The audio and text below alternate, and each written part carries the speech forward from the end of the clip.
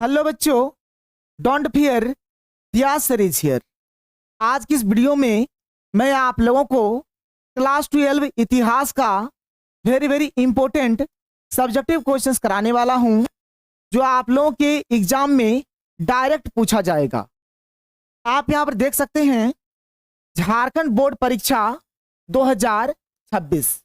आप लोगों का हिस्ट्री यानी कि इतिहास का जो एग्जाम है 14 फरवरी को होने वाला है।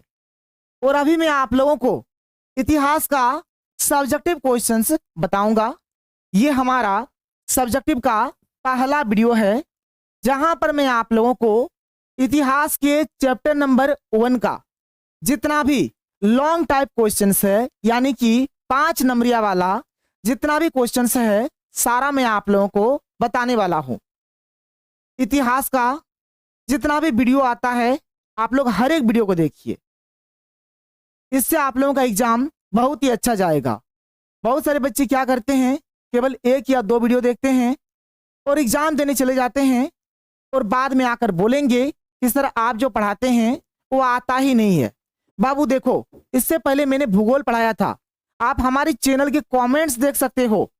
और जो बच्चे पढ़े हैं उनको तो पता है, भूगोल में मैंने आप लोगों को 9 घंटा पढ़ाया था, और 9 घंटा में जो भी सब्जेक्टिव क्वेश्चंस पढ़ाया था 100% क्वेश्चंस हमारा भिड़ गया था। ऑब्जेक्टिव में 80 से 90% क्वेश्चंस हमारा भिड़ा था। तो आप लोग अब बोलेंगे कि क्या सर हमें उस प्रकार से 9 घंटा वाला और क्लास नहीं दीजिएगा? तो बिल्कुल दूंगा, टेंशन अभी आप लोग मत लो। 9 घंटा वाला क्लास भी आप लोगों को दिया जाएगा, महा मैराथन क्लास दिया जाएगा। एक क्लास में ऑब्जेक्टिव, एक क्लास में सब्जेक्टिव, सब कुछ कराया जाएगा, निश्चिंत रहो। लेकिन अभी ये जो आपको रिकॉर्डेड क्लास मिल रहा है, सबसे पहले आप लोग रिकॉर्डेड क्लासेस को करो।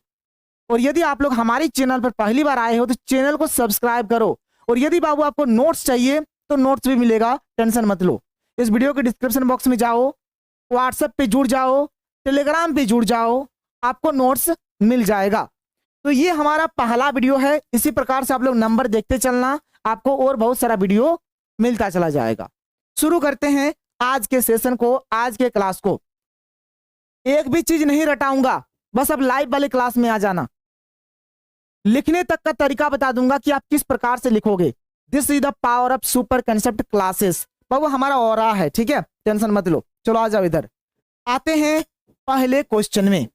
तो हमारा आज का जो सबसे पहला क्वेश्चन है, आप यहां पर देख सकते हो। पहला क्वेश्चन क्या है? क्वेश्चन नंबर 1 क्या है कि हड़प्पा सभ्यता के सामाजिक, आर्थिक और धार्मिक अवस्थाओं का वर्णन करें। यानी कि जो हमारा हड़प्पा सभ्यता है, हड़प्पा सभ्यता का सामाजिक जीवन किस प्रकार से था, धार्मिक जीवन किस प्रकार से था और आर्थिक जीवन किस प्रकार से था, ये चीज क्वेश्चन में पूछा गया है और आप लोगों को बताना है। देखो, मुझे अपने आप पर और जिस प्रकार से मैंने मेहनत करके नोट्स बनाया है, मुझे अपने आप पर पूरा भरोसा है कि एक बार आप पढ़ो, आपका याद हो जाएगा। और इस प्रकार का नोट्स आपको कहीं पर भी नहीं मिलेगा, ना किताब में मिलेगा, ना कोई दूसरे यूट्यूब चैनल में आप लोगों को मिलेगा। इसलिए आप लोग सही जगह पे आए हो, अच्छे से पढ़ लो, एक बार में याद होगा, ये मेरा 100% का गारंटी है। दूसरा क्वेश्चन, मतलब ये क्वेश्चन इस तरीके से भी पूछा जा सकता है, हड़प्पा संस्कृति की विभिन्न विशेषताओं का विवेचन कीजिए। यानी हड़प्पा सभ्यता का क्या क्या विशेषता है, अगर ये भी पूछा जाए तो सेम क्वेश्चन है। अब देखिए, ये क्वेश्चन ऐसे भी आ सकता है कि हड़प्पा संस्कृति के निवासियों के सामाजिक, आर्थिक और धार्मिक जीवन का वर्णन कीजिए। मतलब वही बात हुआ कि हड़प्पा सभ्यता के जो लोग थे, उनका सामाजिक जीवन कैसा था, आर्थिक जीवन कैसा था, धार्मिक जीवन कैसा था, ये सब आप लोगों को बताना है। तो चलिए भाई, हम लोग एक एक करके हर एक चीज को देखते हैं। तो देखिए, हमारे पास जो इसका आंसर है, सबसे पहले बात करते हैं हड़प्पा सभ्यता के सामाजिक जीवन के बारे में कि हड़प्पा सभ्यता का सामाजिक जीवन किस प्रकार से था। अब यहां पर देखिए बहुत सारा पॉइंट्स लिखा हुआ है। कोई भी पॉइंट्स को आप पहले लिखिए, कोई भी पॉइंट्स को आप बाद में लिखिए, बाबू कोई दिक्कत नहीं है, कोई दिक्कत नहीं है। जहां जो मन करे आप लिख सकते हो, सब कुछ आपके लिए खुला है। तो देखो, हमारे पास जो सबसे पहला क्वेश्चन है, क्वेश्चन नंबर 1 क्या है? हड़प्पा सभ्यता के लोग शाकाहारी तथा मांसाहारी दोनों प्रकार का भोजन करते थे।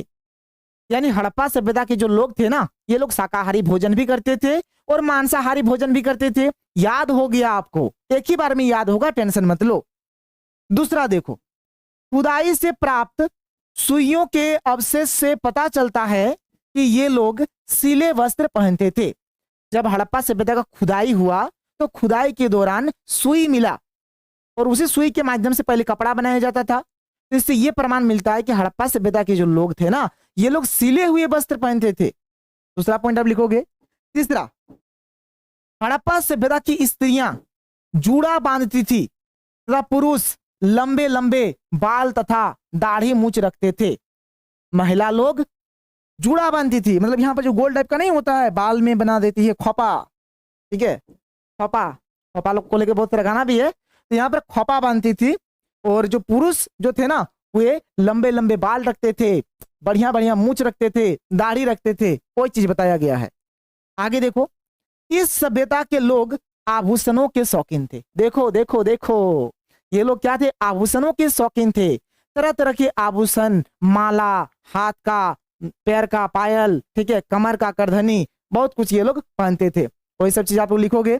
आगे देखो, मोहनजोदड़ो की नारियां काजल, पाउडर आदि का प्रयोग करती थी। चुनहुदड़ों से लिपस्टिक के अवशेष मिले हैं। देखो बाबू देखो, यही तो बात है। यानी हड़प्पा सभ्यता के समय का अगर बात करें तो उस समय भी जो लड़कियां थी, जो महिलाएं थी, मेकअप करती थी यार। जो लिखा गया है यहाँ पे आप देख सकते हो, मेकअप उस समय भी था, अभी भी है, आगे रहेगा, मतलब क्या रहेगा ही रहेगा। चलो इधर देखो, आगे देखो, अगला क्वेश्चन। इनके आभूषण बहुमूल्य पत्थरों, हाथी दांत, हड्डी एवं शंख आदि के बनते थे। अब इनका जो आभूषण बनता था ना, बहुमूल्य पत्थर, आप देखना बहुमूल्य पत्थर होता है, हड्डी दांत, ये सबसे इन लोगों का मतलब आभूषण बनता था। मिट्टी एवं धातुओं से निर्मित तरह तरह के बर्तनों का प्रयोग करते थे। हड़प्पा सभ्यता के जो लोग थे ना, ये लोग मिट्टी और धातुओं के बने हुए तरह तरह के बर्तनों का यूज करते थे। फर्श पर बैठने के लिए चटाइयों के साथ साथ पलंग और चारपाई से भी परिचित थे। यानी ये लोग फर्श पर बैठने के लिए चटाई का इस्तेमाल करते थे, पलंग का इस्तेमाल करते थे, जो यहाँ पर लिखा गया है। आगे देखो, यहाँ पर नर्तकी की मूर्ति से संकेत मिलता है कि हड़प्पा के लोग गाने बजाने के भी शौकीन थे। देखो बाबू, नर्तकी की मूर्ति मिला है, नर्तकी माने डांस, डांस करने वाला, कि नाच रे पत्थर की नागिन जैसन, ठीक है। तो यहाँ पर बात यही हुआ कि नर्तकी की मूर्ति मिली है, जिससे यह पता चलता है कि हड़प्पा के लोग भी क्या थे? गाने बजाने के शौकीन थे। कोई चीज यहाँ पे लिखा गया है। अगला देखो, मछली फंसाने के कांटे एवं एक मुहर पर तीर से हिरण को मारने का संकेत मिला है, जिससे पता चलता है कि ये लोग शिकारी के भी शौकीन थे। देखो, मछली फंसाने का जो कांटा होता है, मछली फंसाने का कांटा मिला, जब अवशेष मिला तो मछली फंसाने का कांटा मिला। एक मुहर मिलता है, एक मुहर मिलता, मुहर माने सिक्का समझो, जिसमें क्या है कि एक हिरण को तीर से मारा जा रहा है, इस प्रकार से दिखाया गया है। तो इससे यह पता चलता है कि हड़प्पा सभ्यता के जो लोग थे ना, ये लोग शिकारी के भी शौकीन थे, मतलब ये लोग शिकार भी करते थे। इसको लिखोगे, कोई दिक्कत नहीं है। आगे बढ़ते हैं। आगे देखो, यहां तक तो हो गया सामाजिक जीवन। अब हम लोग बात करेंगे धार्मिक जीवन के बारे में। देखो, एक एक करके आप करते चलो, सब कुछ इजी है। और लाइव क्लास में आ जाना, लाइव क्लास का टाइम टेबल मैं आपको बता दूंगा बहुत ही जल्द। लाइव क्लास का टाइम टेबल आपका यही रहेगा। लाइव क्लास आप लोगों का परसों होगा, ठीक है, लाइव क्लास आप लोगों का परसों होगा। जैसे आज आप लोगों का हो गया 11 तारीख, कल होगा 12 तारीख। महा लाइव क्लास लिया जाएगा 13 तारीख को, 13 फरवरी को, 13 फरवरी सुबह 10 बजे से, ठीक है, सुबह 10 बजे से महा लाइव होगा। तब तक रिकॉर्डेड में आप लोगों को सब कुछ पढ़ा दिया जाएगा, तब तक रिकॉर्डेड में सब कुछ पढ़ा दिया जाएगा। निश्चिंत रहो, टेंशन फ्री रहो। अगर जुड़ोगे, क्लास करोगे तो 80 से 90% आप लोगों का कहीं नहीं जाएगा, ये बाबू मेरा गारंटी है। आप बोलोगे तो मैं लिख के आप लोगों को दे दूंगा, कोई दिक्कत नहीं है। इधर आओ, धार्मिक जीवन के बारे में बात करते हैं। देखो, धार्मिक जीवन, सबसे पहला पॉइंट क्या है कि हड़प्पा सभ्यता में मंदिर प्राप्त नहीं हुआ और न ही ऐसा कोई भवन मिला है जिसे कि मंदिर की संज्ञा दी जा सके। बात को सुनो ध्यान से, हड़प्पा सभ्यता में मंदिर का प्रमाण नहीं मिलता है। ऐसा कोई भवन भी नहीं मिलता है, ऐसा कोई घर भी नहीं मिलता है जिसको हम मंदिर जैसा बोल सके, वो चीज लिखा गया है। दूसरा, मोहनजोदड़ो एवं हड़प्पा के लोग मातृ देवी की पूजा करते थे। मातृ देवी जैसे अभी के समय में जैसे माँ दुर्गा का पूजा होता है, माँ काली का पूजा होता है, ठीक है, माँ पार्वती का पूजा होता है, माँ संतोषी का पूजा होता है, माँ सरस्वती का पूजा होता है। तो ठीक उसी प्रकार से हड़प्पा सभ्यता के लोग भी क्या करते थे, मातृ देवी का पूजा करते थे। हड़प्पावासी धरती को उर्वरता की देवी मानकर उसकी पूजा करते थे। हड़प्पावासी जो थे ना, धरती को उर्वरता की देवी मानकर उसकी पूजा करते थे। अभी भी धरती माता का पूजा होता है। हड़प्पावासी पशुपतिनाथ का पूजा करते थे। जो हड़प्पावासी, जो हड़प्पा के जो लोग थे, ये लोग पशुपतिनाथ का भी पूजा करते थे, जो यहाँ पर लिखा गया है। आगे देखो अगला क्वेश्चन क्या है, अगला पॉइंट क्या है। हड़प्पा सभ्यता से बहुत सारे पत्थर अथवा मिट्टी से बनी लिंग योनि की प्राप्ति हुई, जिससे पता चलता है कि हड़प्पावासी लिंग पूजा करते थे। माने हड़प्पा सभ्यता से बहुत सारे लिंग योनि मिला, जिससे ये पता चलता है कि ये लोग लिंग पूजा करते थे। हम लोग भी लिंग पूजा करते हैं, जैसे शिवलिंग पूजते हैं ना बाबू, वो क्या लिंग ही तो है ना। तो वही चीज में लिखा गया है। ये लोग वृक्ष को भी पूजते थे, जैसे पीपल वृक्ष हो गया, तुलसी का पौधा पूजा जाता है। कुबड़ वाला बैल को पूजते थे, ये लोग कुबड़ वाले बैल को पूजते थे। नाग पूजा के संकेत मिले हैं, नाग को पूजते थे। अभी भी नाग पंचमी होता है, नाग को पूजा जाता है, ठीक है। आगे देखो, बड़ी संख्या में प्राप्त ताबीज संकेत देते हैं कि ये लोग तंत्र मंत्र में भी विश्वास करते थे। जब हड़प्पा सभ्यता का खुदाई होता है तो वहां से बहुत सारा ताबीज मिलता है, जिससे ये पता चलता है कि ये लोग तंत्र मंत्र में भी विश्वास रखते थे। देख लीजिए साफ साफ लिखा है, स्वास्तिक का संबंध सूर्य पूजा से हो सकता है। स्वास्तिक मिला था, स्वास्तिक, तो इसका संबंध सूर्य भगवान से लगाया गया है। कालीबंगान एवं लोथल से ईंटों की बनी वेदी मिली है, जो अग्नि पूजा का साक्ष्य है। कालीबंगान के हवन कुंड से यज्ञ का भी साक्ष्य मिलता है। ये सब आप लोग लिखोगे। इस पॉइंट को अगर आप ऐसे नहीं लिखोगे तो सिंपल सा लिख देना ना कि हड़प्पा सभ्यता या फिर मोहनजोदड़ो, ऐसा लिखना, हड़प्पा सभ्यता या फिर सिंधु घाटी सभ्यता से हवन कुंड या फिर यज्ञ कुंड, ये सब का भी प्रमाण मिला है।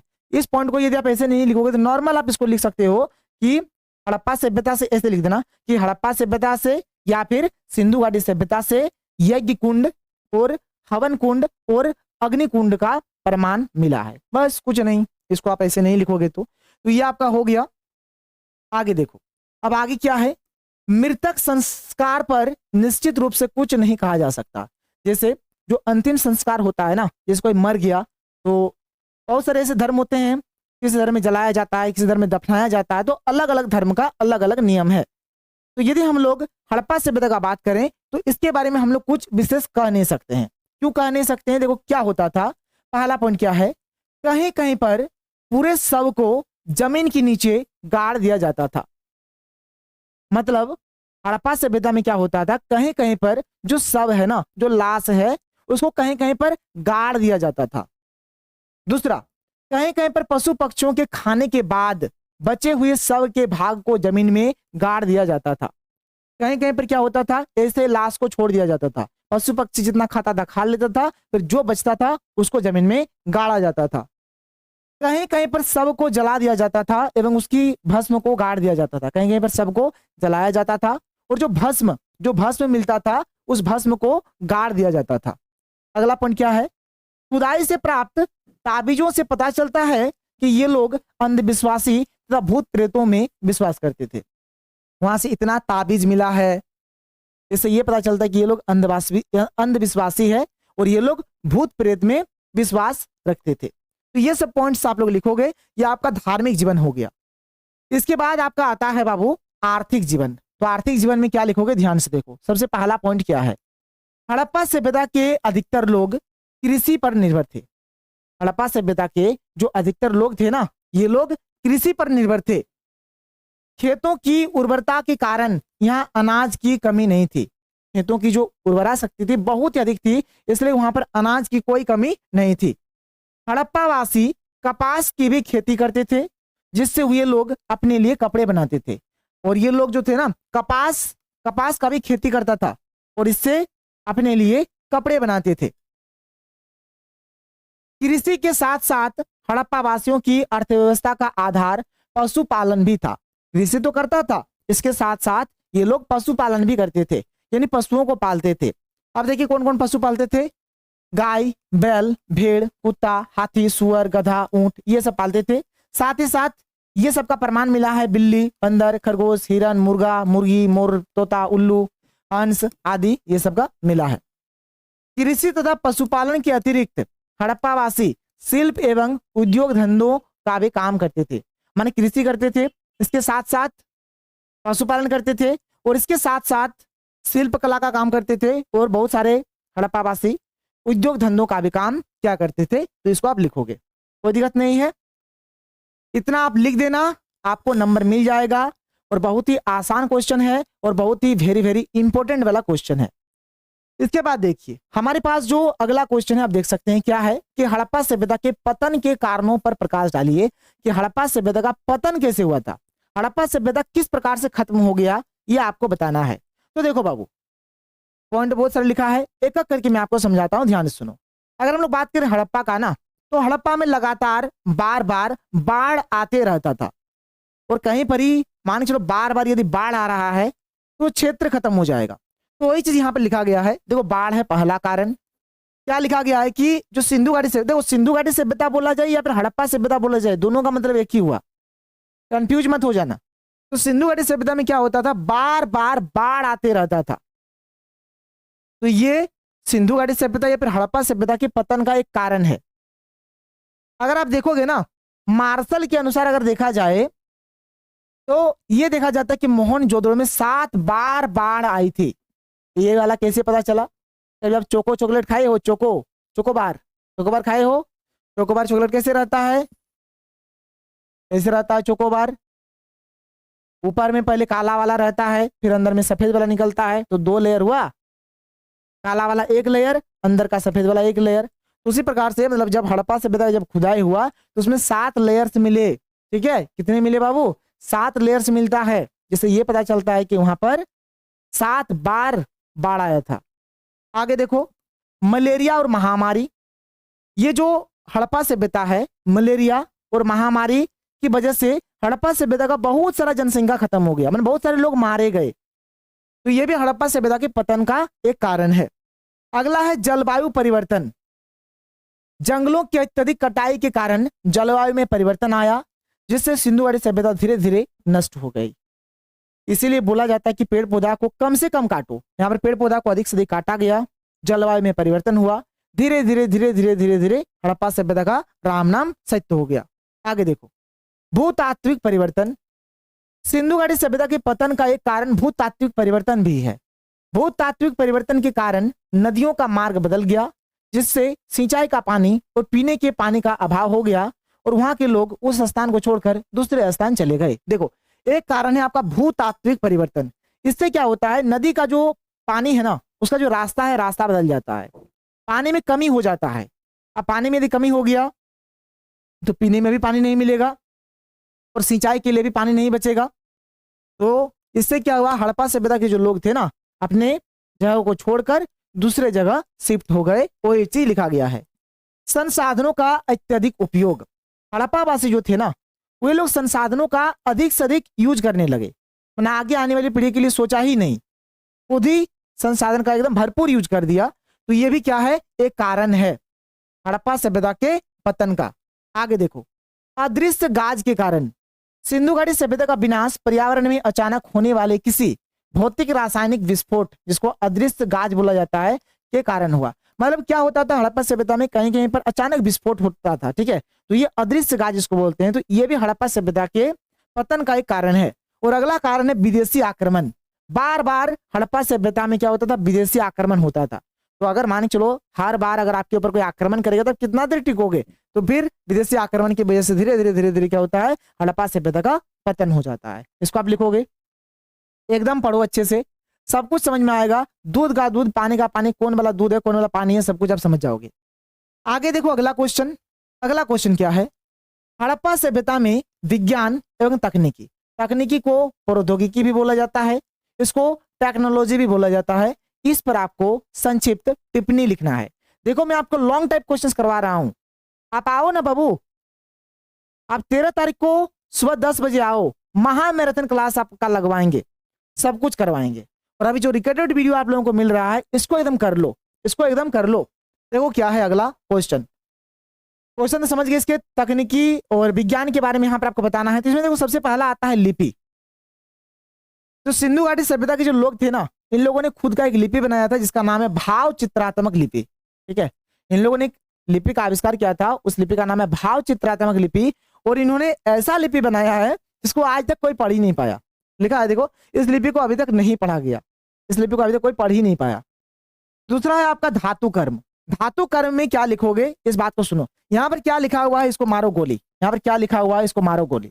धातु कर्म लिख के डैश देना। और इसमें आप लोग ये लिखोगे कि हड़प्पा सभ्यता के लोग यह जानते थे कि अशुद्ध धातु से शुद्ध धातु किस प्रकार से निकाला जाए। इसको गोली मारो बाबू, क्या लिखा है, मारो गोली। आप यहाँ पर ये लिखोगे कि हड़प्पा सभ्यता के लोग या फिर सिंधु घाटी सभ्यता के लोग यह जानते थे कि अशुद्ध धातु से शुद्ध धातु किस प्रकार से बनाया जाता है। खेतड़ी जो कि राजस्थान में है, तांबा के खदान के लिए प्रसिद्ध है। तो वहां से अशुद्ध तांबा निकाला जाता था, फिर अशुद्ध तांबा से ये लोग शुद्ध तांबा इसको बनाते थे। तो इन लोगों को इस टेक्नोलॉजी के बारे में पता था कि किस प्रकार से ये चीज होता है, वही चीज आप यहाँ पर लिखोगे। इसे गलत नहीं है बाबू, सही है। लेकिन मैंने क्या बोला कि इसको आपको पढ़ना नहीं है, मैंने जो बताया उसको आप एग्जाम में लिख देना। अगला है वाहन। मोहनजोदड़ो से बैलगाड़ी का खिलौना मिला है। इससे यह पता चलता है कि वे लोग आने जाने तथा माल ढोने के लिए वाहन निर्माण तकनीकी से परिचित थे। जब मोहनजोदड़ो का खुदाई होता है या फिर हड़प्पा सभ्यता, कुछ भी बोलो, हड़प्पा बोलो, सिंधु घाटी सभ्यता बोलो, कुछ भी बोलो, जब खुदाई होता है तो वहां से क्या होता है, बैलगाड़ी का खिलौना मिलता है। जिससे ये पता चलता है कि ये लोग वाहन निर्माण का जो टेक्नोलॉजी है इन लोगों को आता है। अब वाहन का काम क्या है, लोग आएगा जाएगा, सामान लाना है, ले जाना है, यही चीज होगा, वही चीज लिखा गया है। गोदी एवं नौका। लोथल से आयताकार गोदी यानी कि डाकयार्ड मिली है। इससे पता चलता है कि ये लोग नौका और गोदी निर्माण के तकनीकी से परिचित थे। मोहनजोदड़ो के एक बर्तन पर नाव का चित्र बना हुआ था, जिससे ये पता चलता है कि ये लोग नाव को भी बनाने जानते थे। नाव बनाने का जो तकनीक है, जो टेक्नोलॉजी है, ये इन लोगों को अच्छे से आता है। माप तोल की तकनीकी का ज्ञान। इन लोगों को माप तोल की तकनीकी का भी ज्ञान था। जैसे अभी हम लोग होता है ना रे, बाट सब जो होता है 1 किलो 2 किलो 5 किलो 500 ग्राम, फिर लीटर में बोलोगे तो मिलीलीटर, लीटर, वो सब चीज। तो इन लोगों का भी ये सब चीज का ज्ञान था। हड़प्पा सभ्यता के लोग माप तोल के तकनीक से भी परिचित थे। जब वहां पर खुदाई होता है तो जो बांट मिलता है, ठीक है, 150 के करीब बांट मिलता है। सबसे बड़ा बांट जो होता है 1375 ग्राम का होता है, छोटा वाला 0.87 ग्राम का होता है। ये इतना अगर आप नहीं लिख पाओगे ना, सिंपल सा लिख देना, सिंपल से लिख देना। इतना अगर ये नहीं लिखोगे, जैसे उतना डेटा लिखा हुआ, जैसे आप नहीं लिखोगे, लिख पाते हो तो ठीक है, और ये वाला नहीं लिख पाओगे तो क्या करोगे, कल नॉर्मल से लिख देना कि हड़प्पा सभ्यता के लोगों को माप तोल की तकनीकी का ज्ञान था। वहां पर 16 का बहुत ज्यादा महत्व होता था। अभी हम लोग बोलते हैं ना 8 आना, 8 आना माने क्या हुआ, 50 पैसा। तो 8 आना माने 50 पैसा, तो 50 पैसा और एक 50 पैसा माने 1 रुपया हो गया। तो 8 आना माने 50 पैसा, तो 16 आना माने 1 रुपया। तो वही चीज लिखा कि 16 का वहां पे बहुत ही महत्व होता था। 16 आना माने 1 रुपया होता है, और 16 छटांग माने 1 शेर होता है। यहाँ पे लिखा नहीं है, अब लिख लेना। लिखा तो है, 16 छटांग माने 1 शेर होता है, और 16 आना माने क्या होता है, 1 रुपया होता है। वहां पर 16 का बहुत ही ज्यादा महत्व था। नॉर्मल लिखोगे बाबू, नॉर्मल, रटना नहीं है, रटना नहीं है, ठीक है। आगे देखो अगला, नगर नियोजन। हड़प्पा सभ्यता को इस प्रकार से बनाया गया था कि वहां की जो सड़कें थी सीधी सीधी थी, पूरी तरह से प्लान करके बनाया गया था, और सड़कें एक दूसरे को समकोण पर काटती थी। जो सड़क है उसका साफ सफाई का ध्यान रखा जाता था। सड़क के अगल बगल में कूड़ेदान बने हुए थे, पेड़ पौधा लगाया गया था, बैठने का उसमें व्यवस्था भी किया गया था। वही सब चीज इसमें आप लोग लिख दोगे, वही सब चीज इसमें लिखा गया है। चिकित्सा ज्ञान। इन लोगों को चिकित्सा का भी, टेक्नोलॉजी का भी, मतलब चिकित्सा का जो ज्ञान है ये इन लोगों को पता था। क्योंकि एक मिला था कपाल, एक ऐसा कपाल मिला था जिसपे लग रहा था कि कुछ रिसर्च हो रहा है, जिसके ऊपर कुछ रिसर्च चल रहा, शोध चल रहा, शोध, जिसपे क्या हुआ था, रिसर्च हुआ था, यानी कि शोध हुआ था। कोई दिक्कत नहीं है, आगे देखिए। अगला पॉइंट हमारे पास क्या है, हड़प्पा वासियों के सिंचाई के साधन। सिंचाई के साधन का जो तकनीक है ये भी इन लोगों को पता था। ये लोग जलाशय से, कुआं से, नहर से, ये सब से सिंचाई करते थे। हड़प्पा सभ्यता को कांस्ययुगीन सभ्यता भी कहा जाता है। नए धातुओं से इन लोगों ने कुल्हाड़ी, चाकू तथा हंसिया जैसे शस्त्रों का निर्माण किया। तो ये सब चीज आप लोग लिख दोगे। ये हो गया इस क्वेश्चन का आंसर, सिंपल सा और इजी सा आंसर है। आगे देखो अगला question, very very important question, मतलब जितना भी क्वेश्चन करा रहा हूं बाबू सब इंपॉर्टेंट है इसलिए करा रहा हूं, ठीक है ना। देखो क्या है क्वेश्चन, हड़प्पा सभ्यता के नगर योजना पर संक्षिप्त टिप्पणी लिखें। देखो हड़प्पा सभ्यता का जो नगर योजना है इस पर आपको एक संक्षिप्त टिप्पणी लिखना है, यानी हड़प्पा सभ्यता के बारे में बताना है कि हड़प्पा सभ्यता किस प्रकार से था, क्या था उसमें, क्या नहीं था, ये सब चीज आप लोगों को बताना है। तो देखिए सबसे पहले बताते हैं हम लोग सड़क व्यवस्था। तो हड़प्पा सभ्यता का जो सड़क व्यवस्था है, क्या लिखा हुआ है ना, इसको गोली मारो। आप इसमें लिखोगे कि हड़प्पा सभ्यता की जो सड़कें थी सीधे सीधी थी, मतलब सीधे सीधे, ठीक है, सीधी सीधी थी, ऐसा लिखना कि हड़प्पा सभ्यता की जो सड़कें थी वह सीधी सीधी थी, और जो भी सड़क था ना एक दूसरे को समकोण पर काटती थी। मतलब क्या, देखो एकदम सीधा सीधा होगा और समकोण पर काटेगा, समकोण में 90 डिग्री, 90 डिग्री पर ये काटती थी। सड़क को बहुत ही अच्छे तरीके से बनाया गया था, सड़क को साफ सुथरा रखा जाता था, सड़क के दोनों तरफ पक्की ईंट की नलियां बनी हुई थी, जगह जगह पर कूड़ेदान बने हुए थे। बस ये सब चीज आप लिख दोगे, कोई दिक्कत नहीं है। जगह जगह पर कूड़ेदान बने हुए थे, सड़कों के दोनों तरफ चबूतरे बने थे जिस पर दुकानदार बैठकर सामान बेचते थे। भाई नॉर्मल बात है यार, नॉर्मल बात है, रटना थोड़े ना, रटो मत, ये आप लिख लोगे, कोई दिक्कत नहीं है। आगे चलो, दूसरा जल निकास प्रणाली। अब यहाँ का जल निकास प्रणाली क्या होता था, मतलब जल निकालने के लिए क्या व्यवस्था किया गया था, ध्यान से सुनो। हड़प्पा सभ्यता के घरों में, मतलब मैक्सिमम घरों में स्नानागार होते थे। अब घर का पानी हो गया, जहां स्नान कर रहा है उस जगह का पानी हो गया, मान जो बाथरूम वगैरह बनाया गया है उस जगह का पानी हो गया। तो घर का जो पानी होता था तो छोटा छोटा नली बना दिया था, वो छोटा छोटा नली से वो कहाँ पे आता था, गली के नली में आता। देखो लिखा हुआ है, पहले इसको पढ़ो। हड़प्पा सभ्यता में जल निकास प्रणाली की भी व्यवस्था की गई थी। यहाँ के अधिकांश भवनों में निजी कुएं एवं स्नानागार होते थे। मैंने बताया भवन के कमरों, रसोई घर, स्नानागार, शौचालय आदि सभी का पानी भवन की छोटी छोटी नालियों से, देखो भवन का छोटी छोटी नाली हो गया, मान चलिए भवन हो गया, ठीक है, भवन हो गया, घर हो गया, ठीक है, इसके छोटी छोटी नालियों से क्या होता था, ये पानी निकलता था बाहर, और ये पानी कहाँ आता था, गली की नालियों में आता था। मान चलिए गली है तो ये गली के नलियों में ये पानी आ गया। गली की नली को मुख्य सड़क के दोनों ओर बनी पक्की नालियों से जोड़ा जाता था। घर का जो पानी है वो पतला वाला नली से गली के नली में आता है, गली का नली में आ गया। फिर जो रोड है ना, रोड के दोनों तरफ पक्की पक्की जो नलियां बनी हुई है, फिर वही पानी सड़क में जो नली बनी हुई है वहां पर चली जाती थी, और इस प्रकार से पानी का निकास होता था, पानी इस प्रकार से निकलता था। और सुनो ध्यान से, अब ये जो था ना रोड में जो नली बनाया गया, जो पक्की नली बनी हुई थी, उसमें क्या था बाबू, जगह जगह पर मैन होल था। अब देखना नली बनाया जाता, मैन होल बनाया जाता था ताकि उसमें आदमी घुसेगा और उसका साफ सफाई करेगा। वही चीज इसमें लिखा गया है, जिस प्रकार से मैं बोल रहा हूं उस प्रकार से आप लिखो, आपको सॉलिड नंबर मिलेगा।